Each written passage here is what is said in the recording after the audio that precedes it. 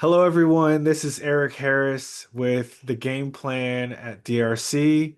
We're really thrilled because today I got to interview Dolores Canales, who's an incredible leader and advocate.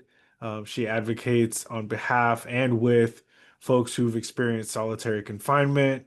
And she is just an incredible leader throughout the state and throughout the country. You're going to hear a lot about the work that we've done together on the California Mandela campaign, our work here in the state to try to do away with solitary confinement. You're going to hear a little bit about some of the choices that we've had to make as a coalition when it's come to choosing which groups will be able to be out of solitary confinement due to some of the policy work that we are trying to do. And I really hope you all enjoy it. Thanks.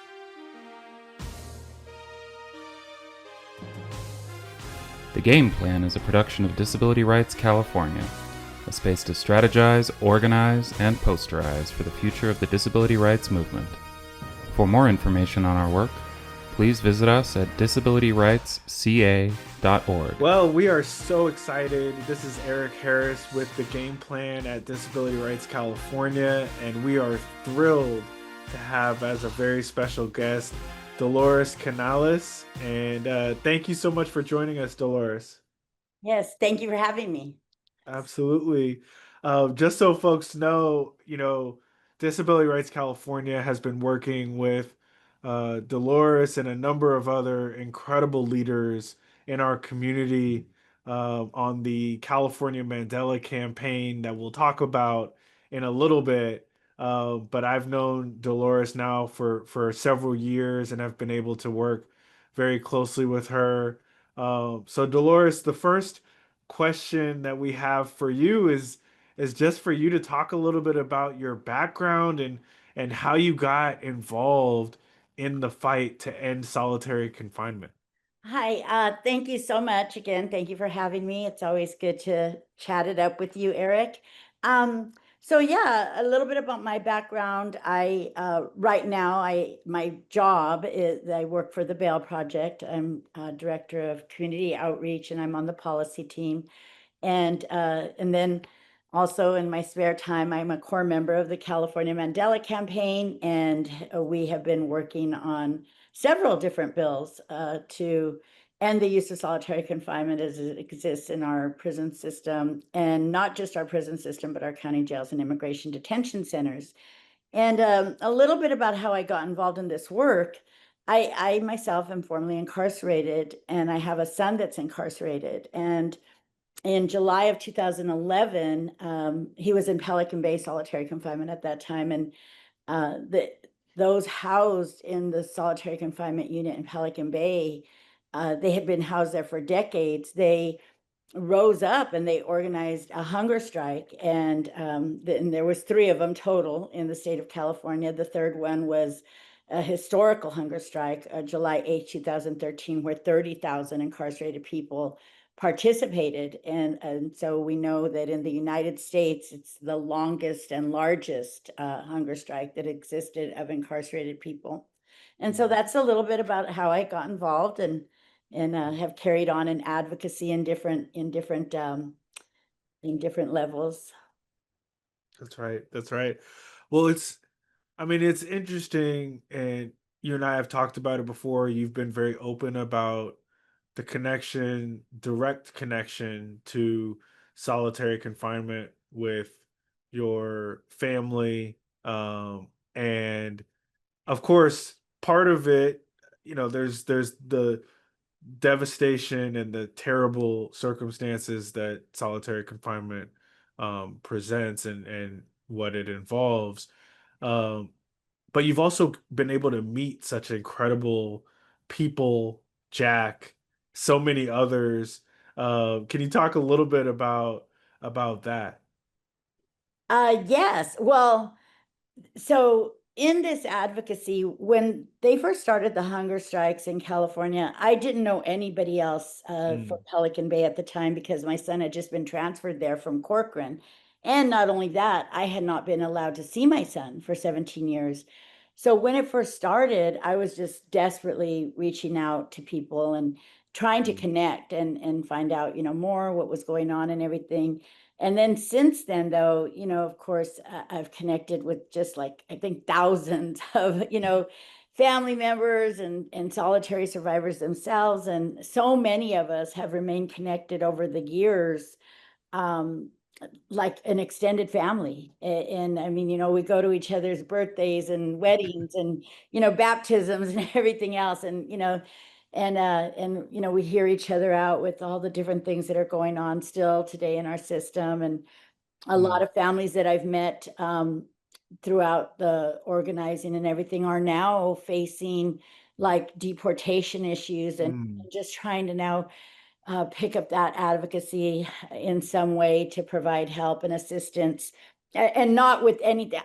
Have not organized on that level. I'm just talking things as simple as trying to find where their loved one is even at, or Right. trying to find out how to get them resources and things like that.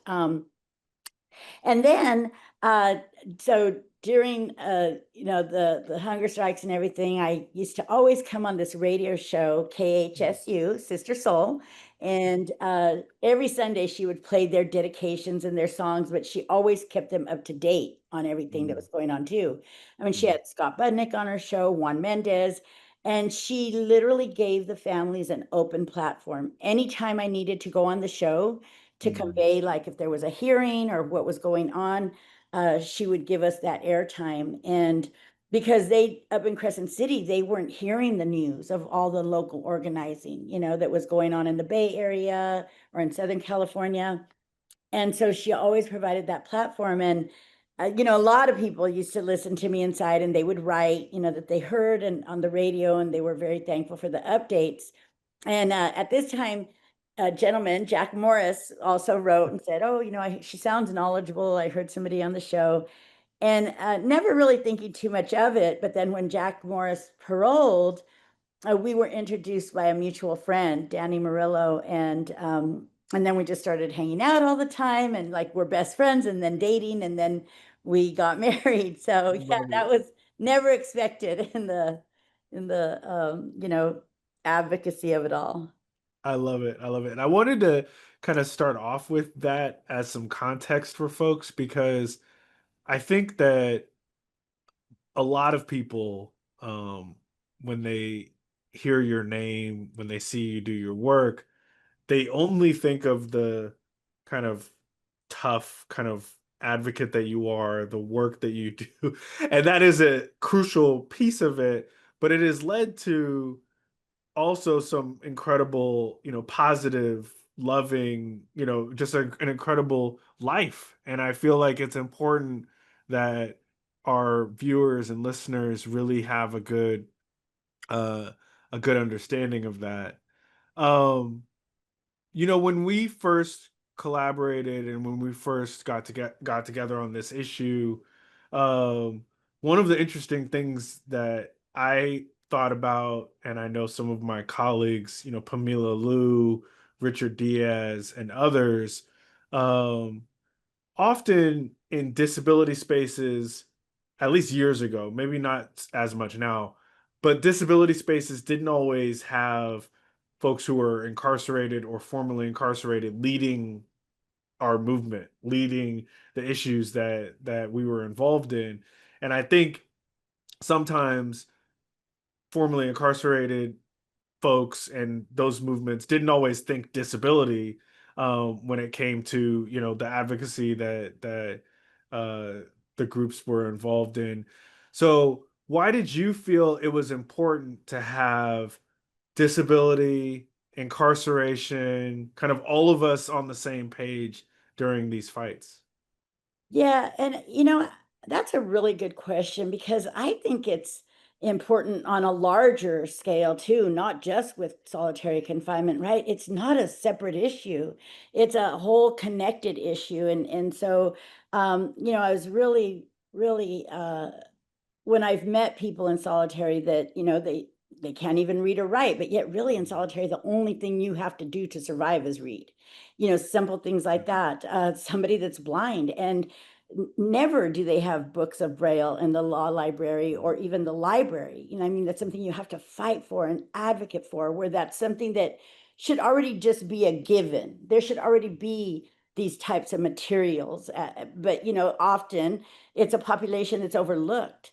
And not only that, we think of, when we think of, oh, well, somebody can't read, or somebody that can't, they can't see, or something like that, but there's so many different forms.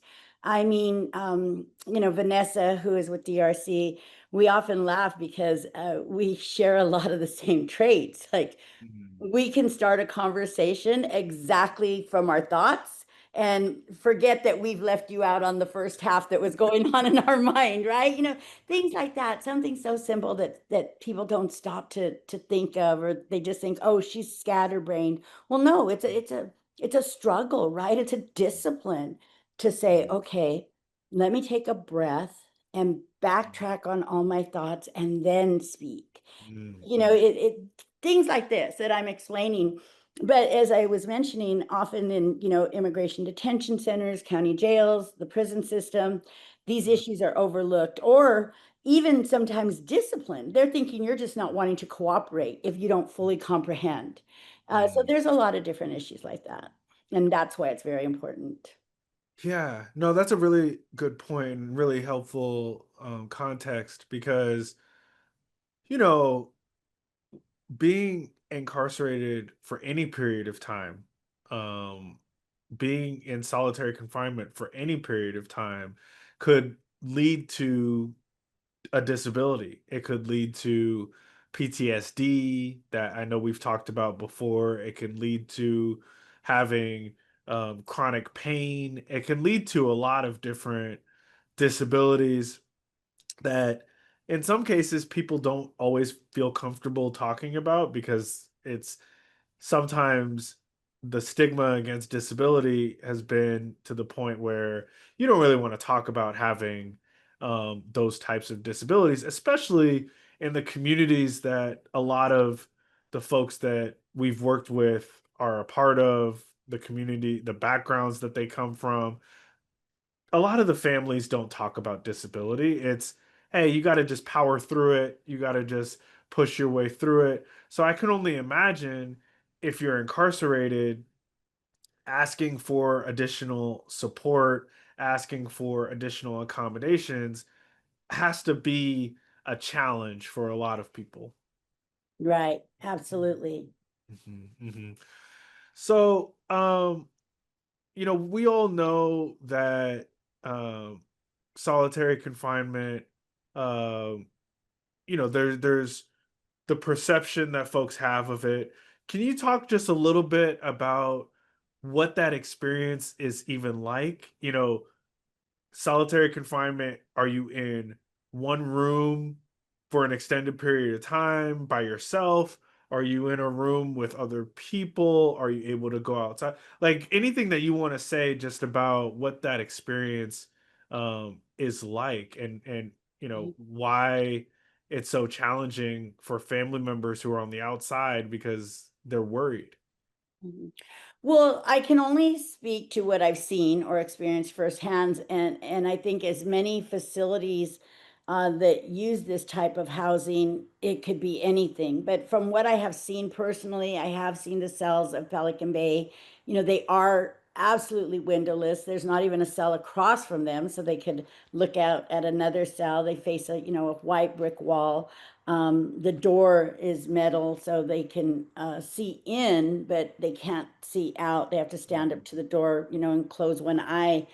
So I've seen these types of cells. I've also seen the solitary confinement cells, in some of the women's prisons.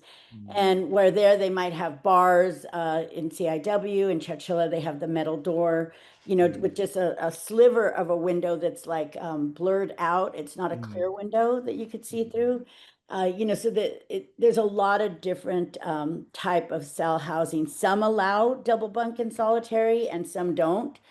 Oftentimes, though, because the space is so small, it's not really like you want, somebody in there.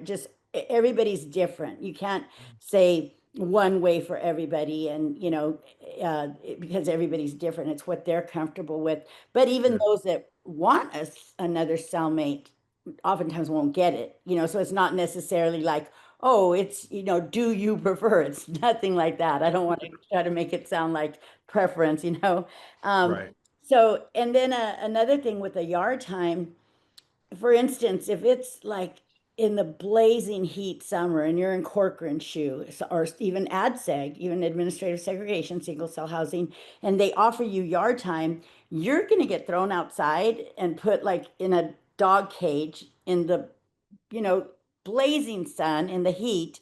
And then sometimes, even if you say, hey, I need to go in now, if they're busy, they're just going to say, deal with it. And you could get stuck out there like that. Right. In Pelican Bay, the yard time is just another cell, with 20 feet brick walls and not even a restroom inside the cell. Mhm. In CIW, the yard time was just a cement slab with a fence around it. So Mhm. it's not like when you think of yard time, every facility is different, of course. Mhm. But sometimes, you just don't even want to bother. Or if it's pouring rain and go outside like that. And then another thing, a lot of times people will refuse because even to go out to yard, you have to strip down fully naked and go through a strip search before they'll even cuff you up to take you outside. Anytime you step out of your cell while you're in administrative segregation housing or the solitary confinement units, which they no longer call SHU. The governor now has said we've eliminated solitary confinement, so we call it RU, which is restrictive housing unit. But the Right. RU is exactly the SHU. It's just a new name. So That's right. in paperwork, it's changed. As Right. far as the cells and everything that goes on, it's still the same. Wow. Wow. Well, one thing that in our work together in the Mandela campaign, the group made very clear was they didn't want anybody to be left behind. We advocated to make sure that in jails, prisons, and immigration detention facilities, that there would be significant changes in how solitary confinement would be in California. We wanted to make sure that disabled people wouldn't be able to be in solitary confinement, pregnant folks wouldn't be able to be in solitary confinement, young folks and older folks wouldn't be able to be in solitary confinement. So we were, and it was interesting because, and I'd love to hear your thoughts on it. We were, you know, at different times we thought about, hey, well, what if we changed, maybe we took away one group that, that we had in the bill at one point, or we moved some things around. But the advocates in the California Mandela campaign, including yourself, felt strongly that no, this we want to make sure that the folks who are most vulnerable, the folks who are most likely to be harmed in any of these settings, were protected. Can you just talk about like why that was so important to the California Mandela campaign? Well, originally the bill for the immigration defense advocates, I know they got involved because in immigration detention center there was the suicide of a 74-year-old Korean gentleman, Mr. An, Okay. AHN, An, I believe I'm saying his name right. And this is somebody that came into this country and was here all of his life and had never broken any of, the US laws as far as, he was what one would consider a law-abiding citizen, a family man and everything, and then picked up by immigration and held in solitary confinement. And it he committed suicide because of the devastation and because of the conditions of this type of housing, the despair and the desolation and the isolation, the darkness overtook him. And Mm, that hit the community hard because when you look at them and you think of your own grandparent or your own great grandparent, and you think, how would I feel if somebody did this to my grandfather or my grandmother, or, my grandparents, which now we're seeing on a regular basis, unfortunately. But that at that time, that was, he was what really pushed like IDA, Immigration Defense Advocates, CCIJ, different groups to really get involved and to keep the issue of immigration and detention centers as part of the Mandela campaign, which we were all in agreement with. I've always said, even long before this, I'm also on the steering committee of Unlock the Box. It's a national campaign to end the use of solitary confinement on a national level. And I used to, I felt like I was, just constantly repeating myself, because I always used to say, solitary confinement does not just exist in our prison system. It's in our county jails. It's in all the carceral systems. Anywhere Mm, we can detain a person, they find a way to just warehouse people and eliminate humanity, eliminate the human aspect of it. And mm, so yeah, so it's always been very important. And I think one thing that's so great about the Mandela campaign is that everyone is in agreement, just kind of standing by each other and the communities. that's right. That's right.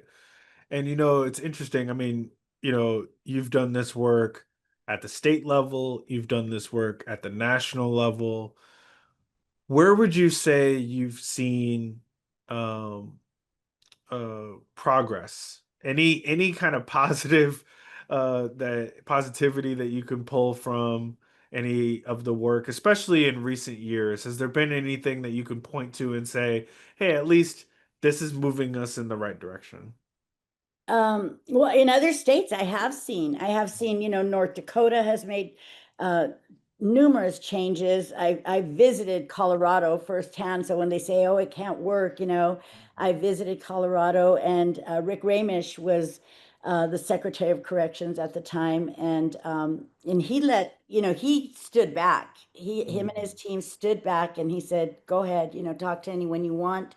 And I was walking in the day room, visiting the different cells, and just talking to people that were confined there, and just hearing what it was like. And so I have seen changes taking place, and I know that in California, I've seen, like in Chowchilla Women's Prison, for instance. I really want to give a shout out to some of the staff there, like Lieutenant Williams and the warden, where they continue to try to have is don't get me wrong. I'm not trying to say, there's been a lot of negative things that have been Mm, occurring, but there also is positive. They see that there's negative, so they try to do their best to have, events for the women, and to let the women take the lead and organize from inside, and have outside visitors from all organizations go in. And I was just there recently for the breast cancer walkathon, and mm, seeing these different places. At one time, it was like impossible to get in if you were formerly incarcerated. And yeah, now they're realizing that it's a very important community that needs to stay in touch and need to yeah. be allowed that. So, there's also that. I know that they did also try some things with the California model based off Norway. And I've also visited Norway. And the way that I look at that, I think everything about Norway is they want to prepare you to come home. They don't Mm, want to mm, keep you in there. They want to prepare you to enter back into the community that you were a part of. And they continue mm, to say, these are our neighbors. But it's like you can't just take one piece of the puzzle and put it over here and think that it's going to work. In right. Norway, the way that they treat family members is phenomenal. They Mm, don't discourage you from visiting, but they actually encourage the visiting. The way that they treat human beings, and the way that they look at things, like, why wouldn't a husband want to hug their wife? Here in mm. California, if you give your wife a hug, you're going to lose your visits for 6 months in some prisons. Just the different ideology and the approach. And well, I do think it's a fantastic model always to incorporate humanity and right treatment while conditions of confinement exist. You have to have the whole big picture to include the success. That's right.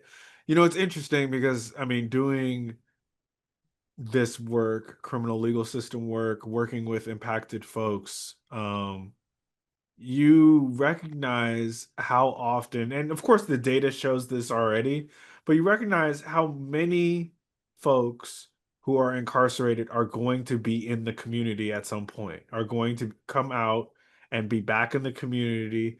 And it is in everyone's best interest to make sure that they feel comfortable, that they feel welcome, that there are opportunities for them to be employed, to have housing. I mean, we could spend a whole podcast talking about like making sure that people who are incarcerated, people who have been impacted by the criminal legal system, that they have opportunities for when they come home. Um, you have now been doing, policy work for some time. What is something that you would say to, and I know you talked about some of the other states and some of the other places that have been doing better. What would you want to say if you had a one-on-one with the governor of California, if you had a one-on-one with the legislator in California who could make a real difference in this fight? What would you want to tell them about this work and about what they could do when it comes to solitary confinement? Well, I don't think absolute deprivation is the solution. Depriving people of human contact, depriving people of programming and rehabilitation. I think the better a person feels about themselves, being productive and making themselves feel their worth and their value. Well, I'm not trying to say at all because I would never. I'm still going to come from a perspective of for those that are still inside right now. And if there is somebody that absolutely cannot be housed with someone, you know, absolutely that has to be taken into consideration. But they should be allowed out of cell time. They should be allowed programming. They should be allowed day room with other people that if that's possible with the different conditions. So there's so many different ways they could do things. I think even just the way the separation from family and community and everything, in solitary confinement. I've never seen a solitary confinement where you get contact visits in Mm, any facility that I know of. I'm mhm. not saying it does not absolutely exist in California. I'm speaking of from what I know of. And I think, that's one thing that they started in North Dakota, incorporating like a family movie night, or even with Rick Ramish, they had like different steps of, okay, after a while you'll get these, you could have this contact visit with your family, and seeing how much that means to people, because I know we say it's not California Department of Corrections and Punishment. We say it's California Department of Corrections and Rehabilitation. That's right. And connectivity, family reunification, all of that in our jails and our prisons, even the county jails. When you're first arrested and not even yet convicted of any criminal offenses, you are immediately cut off from everything. And I think that's a really important thing. That we have to look at is how we keep people confined and how we treat them while they are confined. Yeah, that's right. Well, we're gonna get to the last couple of questions here. I really do appreciate the time. It's always wonderful to reconnect with you. Um, you do so much advocacy and have been lifted up as a national leader on this issue for years. That's a lot of pressure and giving of yourself, your family. It just is a lot.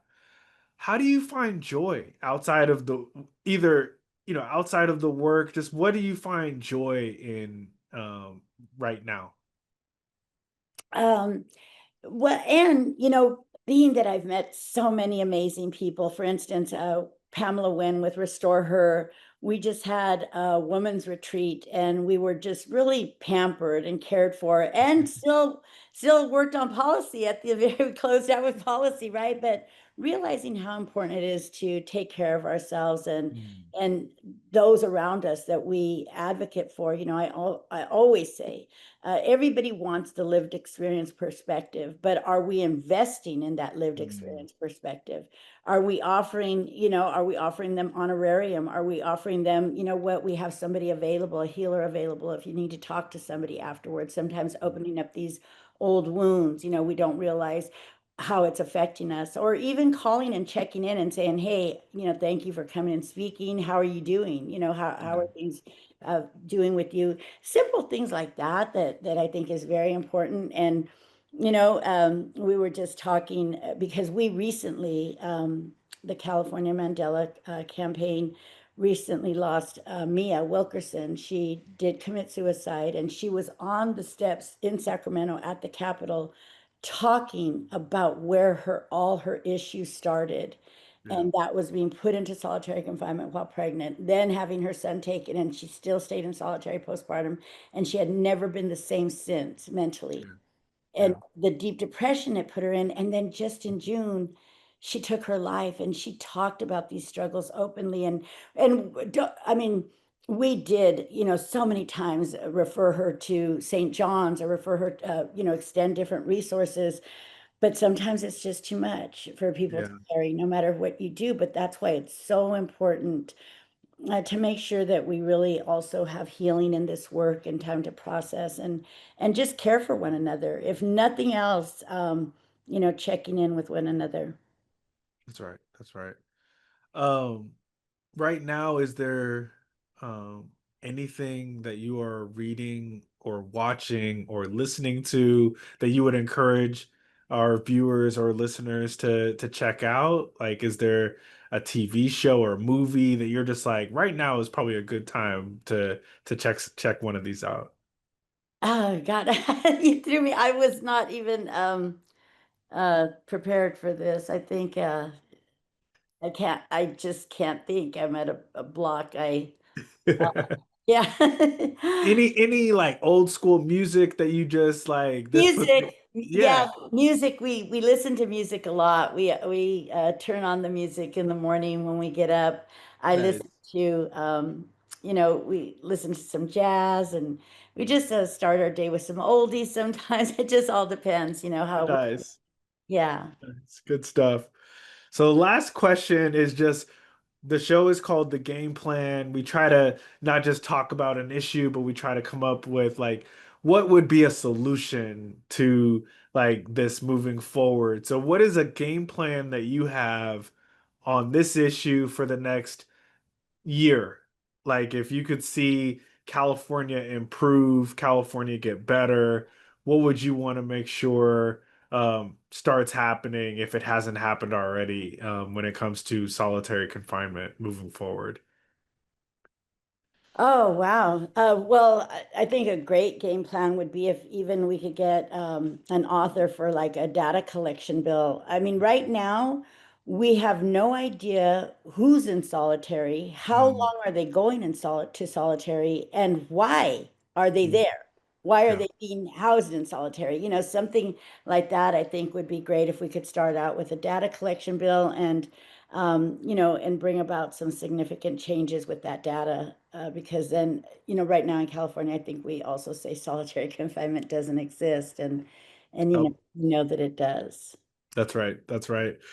Well, thank you so much, Dolores. It's been wonderful to reconnect. And I think you gave so much just knowledge and information to our listeners and to our viewers. And I look forward to staying connected and continuing to work with you moving forward. Oh, wait just a minute. Wait just a minute. I'm going to grab a Yeah. book. So I really am reading this book. I couldn't think because we don't watch a lot of TV. Once in a while we do movies, but Yeah. Yeah. Isolation. It's written by Chris Blackwell, who is incarcerated. He's a lifer incarcerated, and Dr. Terry Coopers, who is from California, that has done so much work on this issue, and also a professor from New York, Deborah. So that this is a really good book for reading because it's not where they just wrote the book, but it's a collection of stories and experiences of those that have been housed in this type of housing. So it's Wow. so it's called Ending Isolation. Yeah. Ending isolation. And who's the author again? Well, the author is it's called Ending Isolation: The Case Against Solitary Confinement, and it's written with Kawana Harris, Chris Blackwell, and Terry Coopers. And Okay, perfect. combination of authors working together. And Kawana and Chris are incarcerated. Wow. Then Wow. they worked with several professors out here, which one of them is our Dr. Terry Coopers, who so many of us know and love because he's a true champion in this work. Fantastic. Well, thank you so much, Dolores. We will be sure to uplift that book and tell our listeners and viewers to check it out because we want to support. But thank you again so much for joining the game plan, and hope you have a good rest of your day. You too, and thank you for having me. Thank you so much. Think about the rest when we all get the power. This has been The Game Plan, a production of Disability Rights California. Please like, subscribe, and comment on the platform of your choice. See you next time.